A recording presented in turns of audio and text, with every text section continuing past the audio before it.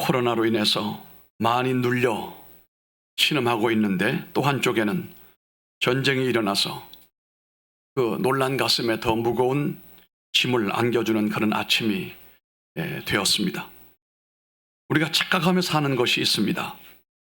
이 땅에는 늘 파라다이스가 임할 것이라고 하는 기대를 가지고 있지만 실은 그렇지가 않습니다. 이 세상 자체가 늘 전쟁과 또 재난과 완전치 못한 불안한 요소들이 늘 항상 일어나고 있었습니다. 그나마도 우리는 지금 굉장히 그 중에서 안전을 누리고 산다고 하지만, 그러나 이것 또한 거짓된 안전에 불과할 수밖에 없습니다. 어디서 어떤 일이 벌어질지, 우리가 살아가는 개인 한 사람 한 사람의 삶에도, 저 어린아이들의 삶에도, 노인의 삶에도 그 누구도 청량할 길이 없고 다만 희망할 뿐이죠. 기대할 뿐이라는 겁니다. 불쑥불쑥 나타나는 감당하기 어려운 이런 사고와 사건들이 얼마나 많이 있습니까? 특별히 이 코로나로 인하여 전 세계가 얼마나 눌려 있는지 알 수가 없습니다. 중소기업이 하는 사람들은 아우성을 치잖아요. 이러다가 우리 다 죽게 생겼다. 정부가 조금씩 보조해주는 이것은 아무런 도움이 되지가 않고 우리로 하여금 장사하게 하고 일하게 하고 활동하게 해달라고 하지만, 그러나 모든 분위기가 녹록하지 않는 가운데 우리가 살고 있습니다. 그런데 우리 하나님은 성경의 역사를 살펴보게 되면 항상 우리가 살고 있는 땅은 불안하고 많은 어려움이 있고 역경이 많았습니다. 그런데 그 모든 것의 원인은 하나였습니다. 하나님을 멀리하고 범죄한 것이, 이것이 원인이 되었던 것입니다. 때로는 하나님의 직접적인 징벌이 있을 수도 있고, 어떤 때는 간접적으로 자연을 통한 하나님의 징계가 인간에게 나타나는 일도 종종 일어났습니다. 그러나 우리 하나님의 마음의 본심은 우리 인간이 고통을 겪고 아무리 범죄했다 할지라도 괴로움을 당하는 것이 하나님의 본심은 아닙니다. 부모가 자식을 키우다 보면 늘 항상 자식이 천사 같지는 않아요. 오죽하면 왼수라고 그러겠어요? 자식이 왼수라고. 그렇게 말하는 부모라 할지라도 본심은 그게 아닙니다. 본심은 어떻게 하든 우리 자식들이 잘 살고 따뜻하게 살고 비굴하게 살지 아니하며 이왕이면 남들보다 조금 더 훌륭하게 살아가기를 모든 부모들이 갈망하는 바가 아니겠습니까? 그러나 우리 하나님의 마음은 그보다도 더 열정이단 말입니다. 우리가 잘 되기를 원하시고, 우리가 성장하기를 원하시고, 우리가 강하기를 원하고, 이 불완전한 세상 가운데 살면서도 하나님의 복락을 누려 이 땅에서 하나님의 영광을 드러내며 자신의 삶이 행복이 넘치는 삶으로 이어지게 되기를 원하는 마음이 하나님의 본심이라는 사실을 우리가 이 아침에 생각을 해보게 되는 것입니다. 이렇듯이 새봄은 우리 앞에 다가오는 가운데 있는데, 모든 만물이 기지개를 펴고 미물들도 땅에서부터 고개를 들고 올라오고 있는데, 이 땅에 하나님의 만물의 영장인 하나님의 귀한 백성들이 이렇게 눌려서 언제까지 예배가 부자연스럽고 삶이 부자연스러워서 되겠는가? 그래서 저는 오늘부터 2달이 될지 3달이 될지 모르겠습니다만은 부흥과 관계한 부흥의 역사, 리바이벌에 대한 설교를 하면서 나도 살고 우리 집도 살고 우리 교회도 살고 우리 나라도 살고 내 주변에서부터 이런 리바이벌 하는 역사가 일어나게 하는 말씀을 함께 나누면서 큰 은혜를 입고자 하는 것입니다. 부흥이라고 하는 것은 하나님의 감춰 놓으신 비밀 무기인 것입니다. 항상 죄로 말미암아 이 세상에서 눌려 고통당하는 사람들에게 부흥이라고 하는 일을 통해서 우리를 새롭게 만드시고 이전보다 더욱더 복되게 만드시려고 하시는 하나님의 비밀 무기라고 볼 수가 있는 것입니다. 목사로서 여러분들을 바라볼 때마다 여러분들이 마음이 편치가 않는 것은 여러분 모두가 삶이 버겁고 힘들고 어려워하는 그런 모습을 볼 때에 목사 마음도 상당히 편치가 못한 것이 사실인 것입니다.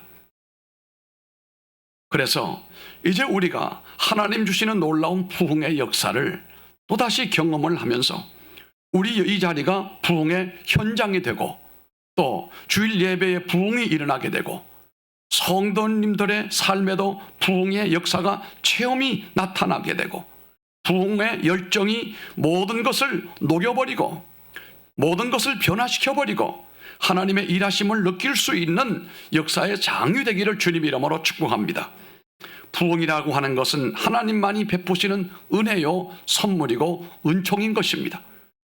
메마른 바다 위에 단비가 내리는 것처럼 하나님은 이 땅에 물물이 시대시대에 넘치는 부흥의 은총을 허락하여 주셨어요. 우리는 1907년 이 나라가 완전히 바닥에 헤매고 있을 때, 허덕이고 있을 때 하나님이 부흥의 선물을 우리 민족 장대현 교회에 부어주심으로 이 부흥의 물결이 한반도를 변혁을 시켜 오늘의 대한민국을 만들어 놓게 했습니다. 부흥이라고 하는 것은 한마디로 말하면 다시 살아나는 세상이다. 부흥은 다시 살아나게 하는 교회다. 부흥은 다시 살아나게 하는 자신들의 하나님께서 다시 살아나게 하십니다. 부흥은 구약에 보면은 노아처럼 긴 홍수가 끝이 나버리고 그 홍수를 통하여 수많은 사람이 죽어버리고 노아 8식구만이 살아남았습니다마는 하나님께서 다시는 물로서 심판하지 않으리라 언약의 무지개를 그들에게 보여주셨어요. 여러분, 이게 부흥인 것입니다. 하나님께서 여러분들에게 축복의 레인보를 주신다면 이것이 부흥일 것입니다. 왜냐하면 오늘날 많은 사람들이 눌린 나머지 희망을 많이 빼앗겨버렸어요. 절망 중에 허덕이는 사람들이 많아요. 한마디로 말하면 근근히 산다는 거예요. 죽지 못해 봉급 받아 먹으면서 이 짓을 하고 살아가는 사람들이 얼마나 많은지 알 수가 없어요. 이런 사람들에게 하나님께서 이 절망을 희망으로 바꾸어 놓으시게 하는 것이 부흥인 것입니다. 포로된 곳에서 자유함을 주시는 것이 부흥입니다. 어둠의 하늘에서 빛의 하늘로 바뀌어지는 것이 부흥인 것입니다. 죽은 자가 살아나는 것이 부흥이에요. 병든 자가 치료받는 것도 부흥인 것입니다. 방황하는 사람이 방황을 접어버리고 목적을 향하여 달려나가는 것이 부흥인 것입니다. 아이를 낳지 못하는 이가 태의 축복을 받는 것도 부흥인 것입니다. 살맛을 잃어버리고 있는 실직자에게 삶의 의욕을 다시 가지고 다시 도전하는 삶을 살게 만드는 것이 부흥인 것입니다. 하루하루 근근히 그리고 복잡한 머리로 살아가는 이 나약한 사람에게 용기를 얻게 만들어주는 것도 부흥인 것입니다. 우리 가운데 살펴보면 삶의 포기를 어느 정도 한 사람들이 많습니다. 그냥 되는 대로 사는 사람이 많습니다. 삶의 불안을 느끼면서 어찌할 바를 알 수 없는 사람들도 많이 있습니다. 그래서 우리의 삶이 얼마나 불안한가라고 하는 것은 상대적으로 그 사회가 보험이 얼마나 발전되는가와 비례하는 거예요. 보험 여러 가지 상품이 많아진다는 것은 그만큼 삶이 불안하다는 얘기, 불안전하다는 삶, 삶의 무능함으로부터 해방이 되어지는 것, 내 삶의 이유를 찾도록 만들어주는 것들이 부흥인 것입니다. 하나님의 부흥은 어떤 사람이나 어떤 환경이나 어떤 상태를 다 초월하게 하는 능력을 의미하는 것입니다. 부흥이 와야 자살도 사라지게 되는 것입니다. 우리가 모르지만 지금 자살 빈도가 얼마나 높아지는지 알 수가 없어요. 한강다리에 78개의 마지막 자살하는 사람에게 기회를 주어서 라이프라인이라고 하는 생명선, 생명의 전화가 놓여 있어요. 24시간 상담자들이 그 전화기 앞에 있는데 그 전화가 빈도가 엄청 더 높아졌어요. 많은 사람들이 삶의 고통을 느끼면서 의미를 잃어버리면서 우울한 가운데 빠지면서 스스로 자신의 생명을 끊어버리려고 하는 이런 사람들이 많이 늘어나고 있습니다. 어떤 환경, 어떤 상태를 초월하여 힘있게 사람이 살아가는 것이 바로 부흥인 것입니다. 부흥이 와야 이런 자살도, 몹쓸 자살도 사라지게 되고, 이 부흥이 밀려와야 사람이 사람답게 살게 되고, 이 부흥이 밀려와야 성도들이 성도답게 살게 된다는 사실입니다. 그러므로 하나님이 주시는 부흥을 우리 모두가 기대하고 이것을 위해서 간절히 기도하며 우리가 부흥을 경험하는 성도들이 되어야 되기를 바랍니다. 오늘 본문의 주인공은 아모스 선지자입니다. 이 선지자 아모스는 어느 날 하나님으로부터 말씀을 계시를 받았습니다. 자신이 살고 있는 나라가 북쪽 이스라엘인데 이 북쪽 이스라엘이 하나님의 심판을 받아서 모두 다 죽임을 당하게 된다. 물론 이전에도 하나님이 아모스에게 여러 가지 예언의 말씀을 주셨습니다만 이렇게 자극적이고 절망적인 메시지는 처음이었어요. 네 나라가 망하고 너희 모두가 다 죽는다는 거예요. 나라가 없어지게 된다는 사실이에요. 하나님의 최후 통첩이었습니다. 너무나 처참한 상황에 이 아모스가 누구에게도 말도 못하고 혼자 괴로워 어쩔 줄 몰라 합니다. 본인이 그렇다고 가만히 있을 수도 없어서 그가 울면서 백성에게 나가서 했던 말이 오늘 우리가 건너뛰었습니다마는 1절로 3절의 말씀이었습니다. 이 말씀은 하나님의 말씀을 듣고 거리에 나가 사람들에게 울면서 호소하며 소리쳤던 말이 바로 1절과 3절의 말씀이었습니다. 아모스가 판단하기에 북이스라엘은 이미 죽은 목숨과 같아서 그가 애가를 불렀어요. 우리가 말한 애가 레퀴엠이라고 하죠. 죽은 자를 위해 부르는 노래, 애가 조가를 불렀단 말이에요. 다 끝났다는 겁니다. 여기 1절로 3절로 노래했던 이 내용은 아모스의 슬픔의 노래이며 레퀴엠의 노래다. 나라가 죽었다. 백성이 죽어버렸다. 그러므로 조가를 부르고 애가를 부른다. 아모스가 판단하기에 북쪽 이스라엘은 완전히 죽어버리고 말았습니다. 이것도 모르면서 그냥 그렇게 살고 있는 사람들이 얼마나 한심스러웠는지 알 수가 없습니다. 더 이상 미래가 없는데도 불구하고 살아간다는 겁니다. 절망의 상황 가운데 놓여 있는데 저들은 그걸 모른단 말입니다. 아모스는 현재 이스라엘을 가리켜 처녀 이스라엘이라 이렇게 말했어요. 처녀 이스라엘이라는 말이 뭐예요? 이스라엘이 왕성했을 때를 버진 이스라엘이다 이렇게 말합니다. 왕성했을 때, 여자로서 가장 왕성할 때가 언제입니까? 결혼하기 전 처녀, 이때가 가장 왕성하고 힘이 있고 아름답고 자신감도 있고 모든 것이 충만한 상태가 그때 아니겠습니까? 그런데 이 처녀 이스라엘이 무너졌다고 그랬어요. 끝장났다 이 말입니다.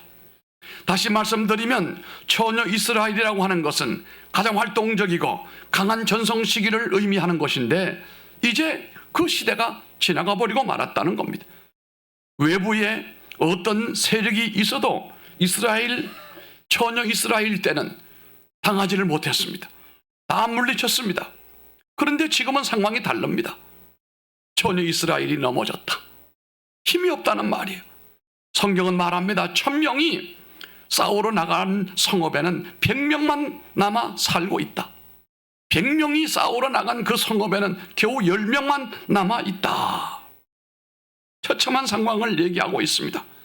힘을 쓸 수 없는 상태가 되어버리고 다시 일어날 수 없는 힘이 되어버리고 말았다는 그런 얘기가 되겠습니다. 완전히 엎드러진 절망의 때가 임박했다는 그런 내용입니다.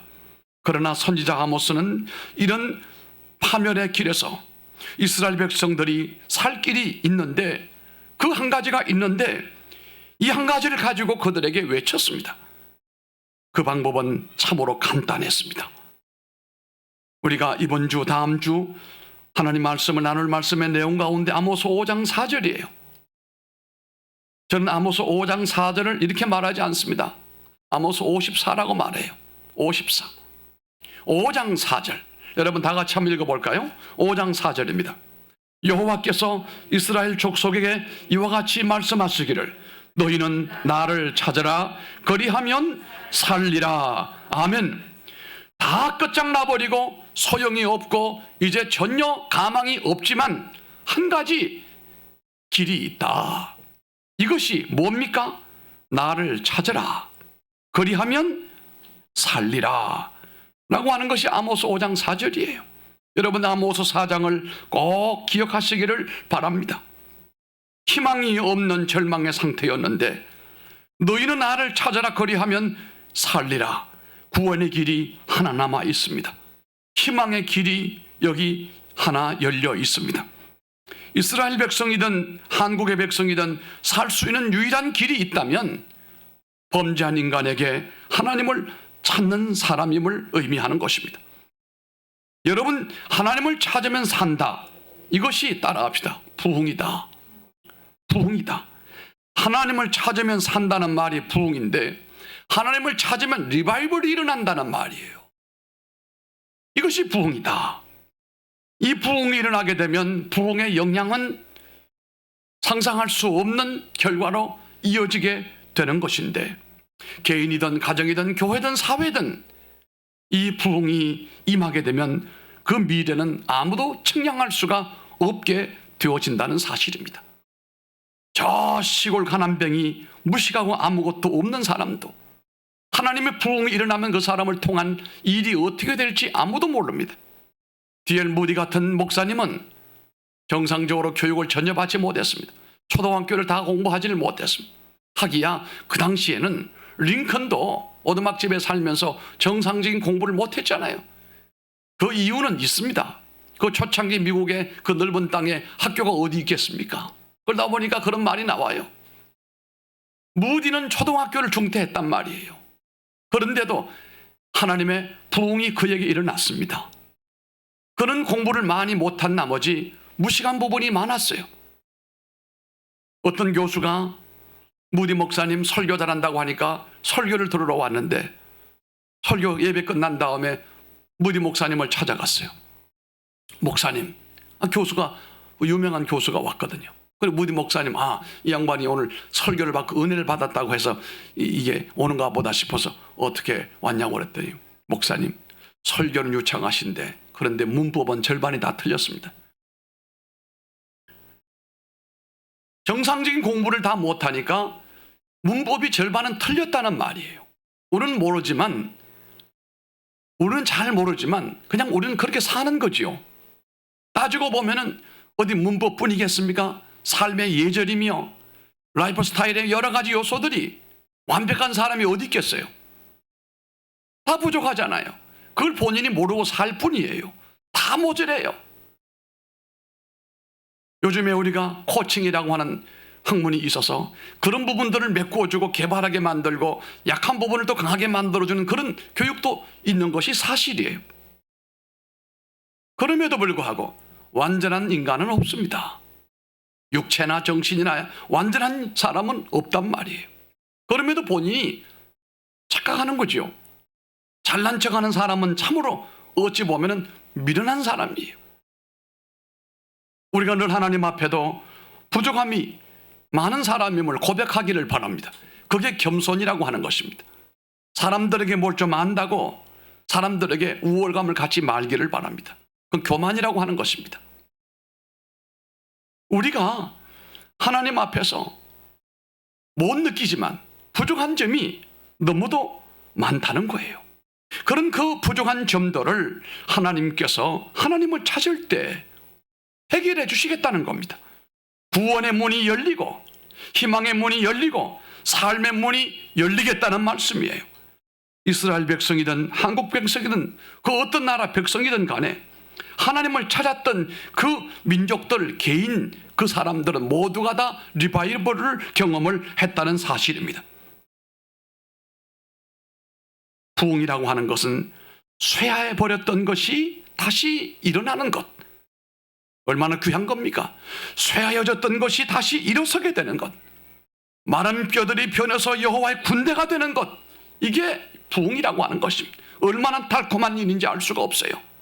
재건과 복구가 일어나는 것이 부흥인 것입니다. 정확히 표현을 하게 되면 산다라고 하는 것이 부흥입니다. 살만하다. 어떻게 살아갑니까? 다 그럭저럭 살아가요. 불행하지요. 죽지 못해 나 살아가요.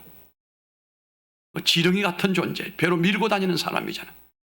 그런데 성경은 말했어요. 너 지렁이 같은 야곱아, 정신 차리라고 그랬어요. 부흥이라고 하는 것은 산다는 뜻이에요. 산다. 여러분, 살맛 나는 사회가 되어야 되고 본인의 삶이 살 것 같은 인생이 되기를 바라는 것입니다. 내가 살아있는 존재임을 느끼고 살아있음을 늘 항상 감격하고 감사하는 여러분들 되기를 바랍니다. 리바이벌 이라고 하는 이 말, 성경에 보게 되면 12번이 나와요.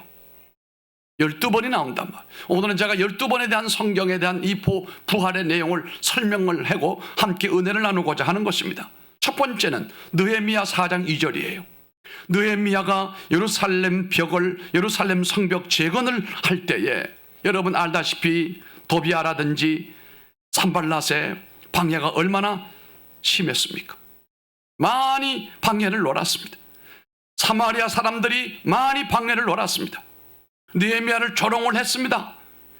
그때 이 느헤미야가 다시 이 성읍을 내가 일으키리라, 무너진 성벽을 다시 내가 쌓을 것이다 라고 했던 것이, 이것이 부흥이에요. 무너져버렸던 성벽이 다시 세워지는 것이 부흥이었습니다. 둘째는 시편 85편 6절의 말씀입니다. 여기 보면 바벨론에 끌려간 유다 포로들이 하나님의 은혜 가운데 70년이 되니까 귀환하게 되었습니다. 귀환하게 될 때 첫 번째가 538년에 귀환하게 됐는데 1차, 2차, 3차로 귀환이 이루어졌습니다. 1차 귀환 때에 아직도 귀환하지 못하고 있는 동족들을 생각을 하면서 이 바벨론에 묻혀 살면 영영이 예루살렘으로 돌아가지 못하니 당신들도 같이 가야 된다, 이렇게 생각을 하면서 예루살렘을 회복하는 마음으로 그들을 일으켰던 말이 우리를 다시 살려주옵소서라고 했어요. 이 바벨론에 묻혀서 그냥 그렇게 잡초처럼 살아가지 말고 일어나서 하나님의 나라로 예루살렘으로 다시 돌아가는 것이, 이것이 부흥이었어요. 우리를 다시 살려주옵소서. 부흥은 다시 사는 것이 부흥입니다. 이제까지 산 것보다 10배, 100배, 1000배 탁월한 삶으로 살아가는 삶이 부흥이라는 것입니다. 세 번째는 시편 138편 7절입니다. 다윗은 하나님이 함께 해주셔서 많은 어려움들을 이겨낸 후에 하나님 앞에 뜨거운 감사와 찬양을 드리는 내용 가운데 나를 소성시켜 주심을 감사합니다. 소성, 프리즈보라, 나를 소성시켜 주심을 감사하다고 그랬어요. 소성케 한다는 말은 구해주시고 지켜주셨다는 것인데 하나님이 나를 구하시고 지켜주시는 것이 부흥인 것입니다. 네 번째는 이사야 57장 15절입니다. 백성들을 바르게 인도해야 될 유다의 지도자들에게 하나님이 요구하신 것이 있습니다. 그 나라의 지도자들, 그들에겐 책임이 있었습니다. 영과 마음을 살리는 길은 겸손과 회개하는 것이라 했습니다. 다시 말하면 이스라엘을 부흥케 하는 것은 영과 마음을 살리는 것이다. 영혼입니다. 영혼이 살아나야 됩니다. 사람들은 피곤하면 사우나나 하고 운동이나 하고 등산이나 하고 한 주간 피곤했는데 쉬어야 된다. 여러분, 이것이 참된 쉼이 아니에요. 오늘 우리가 피곤한 것은 몸이 아니에요. 내 영혼이 피곤한 것이고 내 마음이, 내 정신이 피곤한 거지요. 몸은 거기에 비하면 아무것도 아니에요. 내 영혼이 평안하고 내 영혼이 건강하고 내 영혼이 만족하면 육신은 조금 힘들어도 괜찮아요. 사람들은 거꾸로 생각하는 겁니다. 내 몸이 회복이 돼야 되고 내 몸이 쉼을 얻어야 된다고 하지만 아니에요. 하나님은 네 영혼이 쉼을 얻어야 된다. 오늘 우리가 주님 앞에 나와 예배하는 것도 여러분의 마음과 여러분의 영혼이 쉼을 얻는 겁니다. 다섯 번째는 호세아 6장 2절입니다. 회개하지 않는 이스라엘 백성들에게 심판이 임박하고 있음을 선지자는 외치면서 하나님께로 돌아오면 이스라엘을 살려주시고 일으켜주신다라고 말씀했습니다. 여기서 부흥은 살고 회복되는 것이다. 살고 회복되는 것이 부흥이다. 여섯째는 호세아 14장 7절입니다. 그 그늘 아래 거하는 자는 지은 죄를 깨닫고 하나님께로 돌아와서 신실하게 하나님만 섬기는 참된 이스라엘 백성들을 가리키는 말인데 그들을 소송시킨다고 하셨어요. 앞에서 말씀드렸습니다만 프리즈버라고 하는 소송케 한다는 말씀. 이스라엘이 소송하고 꽃이 피고 향기를 바라게 되는 축복을 받게 될 것이다 라고 했는데 소송하고 꽃이 피는 것이 부흥이다. 여러분의 삶에도 꽃이 피기를 바랍니다. 우리 아멘이 출장 갔어요. 한 번도 꽃을 피우지 못하고 인생을 피담한 꽃처럼 사라지면 되겠습니까? 어떤 이는 꽃몽오리도 피우지도 못하고 싹도 못 내는 사람들도 있습니다. 그러나 여러분의 인생만큼은 싹이 나고 꽃이 피고 활짝 펴서 소성케 되어 여러분의 그 꿈이 하나님의 축복으로 완성케 되기를 주님 이름으로 축원합니다. 일곱 번째는 하박국 3장 2절입니다. 하박국 선지자는 당시에 북왕국 이스라엘이 범죄로 인하여 하나님의 큰 징벌을 받음으로 아수르에게 멸망을 당했잖아요. 유다도 역시 죄악으로 깊이 병들어 있을 때에 그가 기도합니다. 하박국이 기도합니다. 다시 부흥케 해달라고 간절히 기도를 드렸는데 여기서 부흥이라고 하는 것은 따라합시다. 다시 일어나는 것, 이게 부흥입니다. 하박국은 하나님 이 민족이 다시 일어나게 해주세요. 여덟 번째는 창세기 45장 27절의 말씀입니다. 요셉이 형들에게 미움을 받아 결국은 그가 애굽에 팔려갔잖아요. 후일에 그가 애굽의 총리가 되었습니다. 꿈에도 잊지 못할 아버지를 그리워하면서 아버지를 이 애굽으로 모셔오느라고 이 야곱이 아버지에게 좋은 수레, 오늘날로 말하면 좋은 자동차를 보낸 거예요. 수레를 보내니까 다 죽어가던 그 아버지 야곱이 아들이 보낸 수레를 보자마자 그 죽어가던 노인 아버지가 힘을 얻어가지고 그 수레를 보자마자 기운이 되살아났다는 거예요. 이 상태를 가리켜 부흥이라고 하는 거예요. 부흥은 기운이 살아나는 것이다. 아멘. 아멘. 살아나야 돼. 그래 아멘도 잘할 거예요. 아홉 번째는 사사기 15장 19절에 나타나고 있습니다. 사사로 세워지기 전에 삼손이 전능하신 하나님의 능력을 받고 소성케 된 상태를 의미하는데요. 부흥은 정신이 회복되고 다시 살아나는 것이고 삼손이 목말라서 허덕이다가 하나님 앞에 간절히 기도합니다. 그가 나귀 특별을 가지고 그 수많은 사람을 물리쳤잖아요. 그리고 힘이 빠져 그가 하나님 앞에 타는 목을 부러짓고 고래고래 소리쳐 기도했는데 이걸 가리켜 에낙고레라고 했어요. 에낙고레. 그때 하나님께서 그 앞에 웅덩이에 물을 주셨다 이 말입니다. 기적적으로 샘물이 솟아나는 것을 보고 그 물을 마심으로 말미암아 힘을 얻었다 이 말입니다. 그러므로 부흥은 정신이 회복되고 다시 살아나는 것을 의미하는 것입니다. 이제 열째예요. 열 번째, 열왕기상 17장 22절입니다. 선지자 엘리야가 죽은 아이를 위하여 기도할 때 아이가 살아났어요. 부흥이라고 하는 것은 죽은 자가 살아나는 겁니다. 11번째입니다. 열왕기하 13장 21절의 말씀인데 엘리사가 하나님 앞에 쓰임받고 그도 죽어서 무덤의 장사가 되었습니다. 1년 정도가 됐는데 문제는 그때에 이 모압의 적들이 쳐들어왔어요. 모압의 사람들이 이곳을 막 쳐들어오니까 그때 동네에서 장례를 치르다가 모압의 원수들이 몰려오니까 어떻게 할 수가 없어서 이 죽은 자를 그냥 급한 나머지 엘리사가 잠들어 있는 묘, 우리처럼 이런 땅 속에 있는 건 아니죠.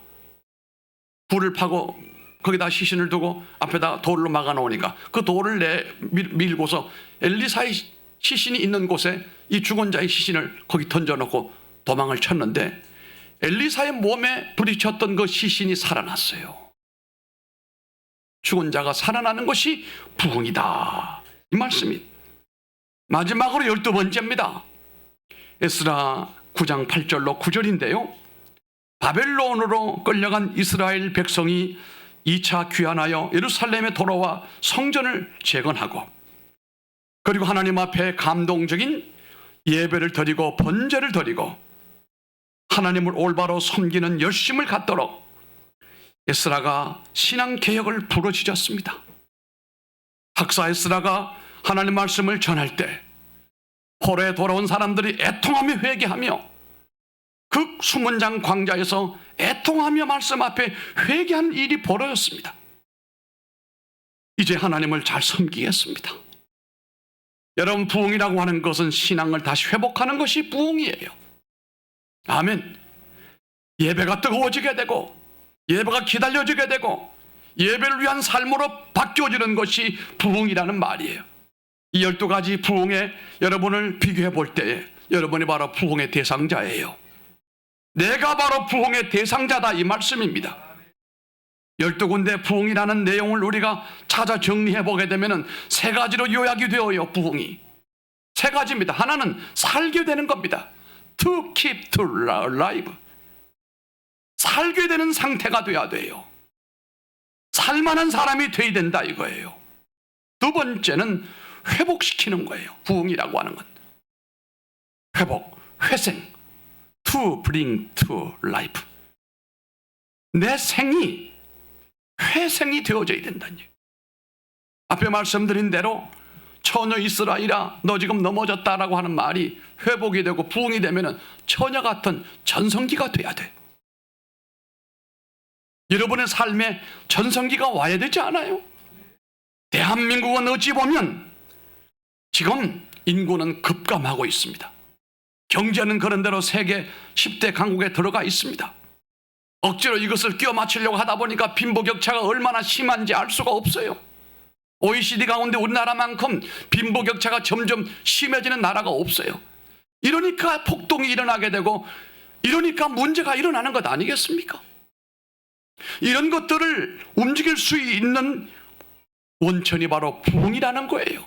그래서 있는 사람이 있는 것을 기쁜 마음으로 내어놓고 성공한 사람들, 출세한 사람들, 이런 사람들이 자기 것을 내어놓고 어려운 사람들에게 힘과 용기와 젊은이들에게 희망을 줄 수 있는 사람이 되어야 되지 않습니까? 돌아가신 빔창희 목사님 사모님께서 세상을 떠나시면서 우리는 몰랐어요. 자기 수양딸에게 변호사를 불러가지고 공정을 했는데, 그리고 거기다가 유서를 남겼어요. 내가 살아오면서 그동안 이것저것 남겨놓은 것 가운데 10억이 남았는데 내가 죽거든 이걸 유언장을 공개를 해서 총신대학교에 장학금으로 내도록 하라는 거예요. 그래서 얼마 전에 이분 이름으로 장학회를 만들어서 이분 이름으로 학생들에게 장학금을 주게 됐어요. 우리 총신대학에 여러분들의 이런 장학기금이 많습니다. 교회 장학기금, 개인의 장학기금이 많아요. 왜 그럴까요? 돈 없는 청년들에게 공부하게 만들고 희망을 꿈꾸게 만들고 꽃몽오리를 터뜨리게 할 수 있는 하나의 보조적인 기능 아니겠습니까? 이게 바로 우리가 말하는 노블레스, 오블레즈. 있는 사람의 차원 높은 사회 봉사와 기여가 일어나야 될 텐데 이게 언제 되느냐? 부흥에 와야 되는 거예요. 지금은 그게 안 됩니다. 지금은 있는 사람은 더 많이 가지게 되고 없는 사람은 더 없어지게 되고, 이것을 사회 제도나 운동으로 메꿀 수 있다고 봅니까? 아닙니다. 있는 사람이 더 무서워요. 자진해서 내어놓지 않아요. 어떤 모양으로도 빼가도 또 빼갑니다. 그러나 아무런 이유 없이 사회에 환원하고 학생들에게 돌려주고 교회에다가 기부금을 수백억을 내고 아멘도 안 하시고, 이런 운동이 자발적으로 일어나야 되는데, 이것이 언제 일어나는가? 하나님의 부흥의 때가 돼야 이런 일이 벌어지게 되는 거예요. 제가 미국에 있을 때요, 제 옆에 어떤 목사님이, 저도 가난했지만 가난했어요. 차가 없었어요. 그 빌려 타고 다니 얼마나 불편하겠어요. 그랬더니 그 옆에 있는 교회 어떤 교인이 목사님에게 차를 판대요. 이 목사님 차가 없다고, 돈이 없다고 그랬어요. 돈 없어도 된다는 거예요. 파는데 공짜는 아니다. 얼마 받았는지 알아요? $10 받았어요. $10를 주고 차 받고 사갔어요. 준다고 하면은 그 사람이 너무 좀 얼마나 자존심 상하겠어요. 그러니까 팔았다는 거예요. 샀다 이거예요. 차가 보니까 탈만하더라고요. 이런 일이 흔히 미국에서는요, 어떤 빌딩을 1불에다가 넘기는 분도 있어요. 어떤 미국 교회는, 그 교회가 큰 교회예요. 교회 전성시대였어요. 그러나 지금은 미국 교회가 쪼그라드니까 10명도 안 나와요. 그러니까 운영이 힘드니까 한국인 목사님이 그 교회 빌려가지고 2부 예배를 드렸는데, 목사님, 이 예배당 이제는 목사님 한인교회에서 가져가십시오. 그러나 공짜는 없습니다. 10불 내고 가져가십시오. 10불 내고 그냥 주는 거예요. 이런 너그러운 마음이 여러분 그냥 해서 되지 않습니다. 하나님의 은혜로 부흥의 때가 와야 됩니다. 부흥의 은혜가 와야 됩니다. 없다 하지만 마음의 봄날이 오게 되면 꽃피는 향내가 나게 되어 있어요. 사람이 얼마나 짠지, 얼마나 사람이 고약한지 타락된 냄새만 나오는 게 아니에요. 하나님의 은혜가 오고 부흥이 오게 되면 주머니가 복되게 된단 말이에요. 이 놀라운 역사로 인하여 소성케 되어진다. 그리고 두 번째, 회생이 되어지게 되고, 세 번째가 소성케 되는 거예요. 12가지의 부흥을 정리해 보니까 살게 되고 회생케 되고 소성케 된다 이겁니다. 그러므로 부흥을 일으켜 달라는 것은 인간 편에서 하나님 살려달라고 하는 말보다도 더 위대한 표현인 것입니다. 그러나 하나님 편에서 부흥을 해석을 해봐야 돼요. 우리 편에서 이제까지 부흥을 해석을 해보았는데, 하나님 편에서 부흥을 해석해 보면 뭘까요? 하나님께서 일을 하시기를 원하시는데 인간이 준비가 되지 않고 하나님 앞에 다가서지 않기 때문에 부흥을 통하여 하나님은 하나님의 새 일을 이루기를 원하시는 거예요. 그러므로 하나님의 위대한 일이 일어나는 생생한 현장이 바로 부흥이 되는 것입니다. 인간에게는 참으로 아름다운 광경이 펼쳐지게 되고, 하나님 편에서는 하나님의 새로운 일들이 일어나게 된다는 사실이에요. 그러므로 하나님의 위대한 일이 일어나는 생생한 현장의 부흥이 우리 교회에 여기에 일어나기를 바랍니다. 오늘 본문에 돌아가 아모스 선지자가 다시 이스라엘을 위하여 기도할 때, 다시 이스라엘이 일어나기를 간절하게 기도하는 모습 가운데 다시 사는 길을 부르짖고 있는 것을 볼 때, 울면서 부흥을 외쳤던 것처럼 선지자의 눈에서 눈물이 흐르고 울먹이며 부흥되기를 노래한 내용처럼 우리가 그렇게 되기를 바랍니다. 지금 우리 교회에 필요한 것은 성경에서 말씀하신 그 부흥인 것입니다. 여러분 가정과 여러분 개인에게 필요한 것은 바로 성경이 말하고 있는 그 부흥이 필요한 거예요. 우리 교회에 필요한 것도 아모스의 부흥 54입니다.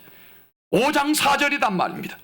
우리 모두 울면서 부흥 위에 기도하는 성도가 되기를 바랍니다. 그것이 나라의 정말로 공헌도를 높이는 겁니다. 어디서든지 부흥을 간절히 구하면서 여러분이 살아나기를 바랍니다. 여러분 눌려 있습니다.